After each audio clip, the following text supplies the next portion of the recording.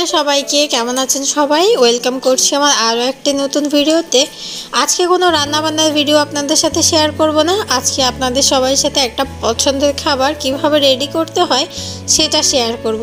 দেখেই নিশ্চয়ই বুঝতে পারছেন আমি আজকে কী নিয়ে কথা বলছি। আমি আজকে কথা বলছি কাঁকড়া নিয়ে।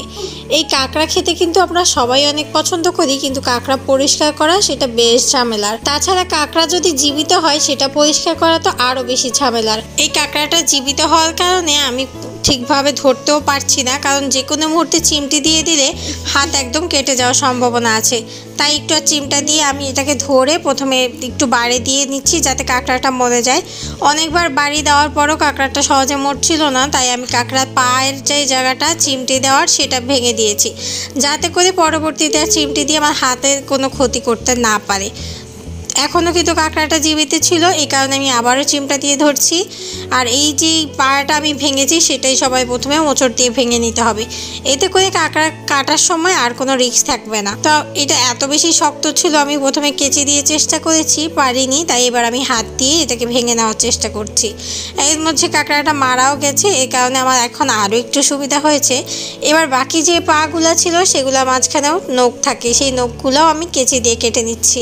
আপনারা চাইলে বটি ব্যবহার করতে পারেন, কিন্তু আমার কাছে কেচি দিয়ে কাটাটা সবচেয়ে বেশি সহজ মনে হয়েছে, তাই আমি কেচি দিয়ে কেটে নিয়েছি।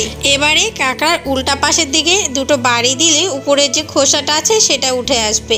এরপর সেটা ফেলে দিয়ে ভিতরের মগজগুলো সব ফেলে দিতে হবে। এই কাঁকড়ার কোনো মগজ থাকা যাবে না, এগুলো খাওয়া যায় না। কাঁকড়ার শুধু মাংসের অংশটা খেতে হয়। তো আমি সব মগজ ফেলে দিয়েছি, আর সাইডে যে ফুলকোর মতো জিনিসগুলো আছে এগুলো সব ফেলে পরিষ্কার করে নিতে হবে। তাছাড়া উপর দিকে একটা চৌখা একটা জিনিস আছে, এটাও ভেঙে ফেলে দিতে হবে। কাঁকড়ার শুধু মাঝখানের অংশটা থাকবে, আর বাকি কিছুই থাকবে না।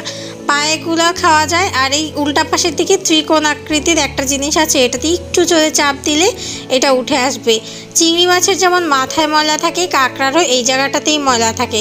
এখানেও বেশ কিছু মগজ আছে, আমি সেগুলোও ফেলে দিচ্ছি। আর এই জায়গাটাতে অনেক বেশি ময়লা দেখাই যাচ্ছে।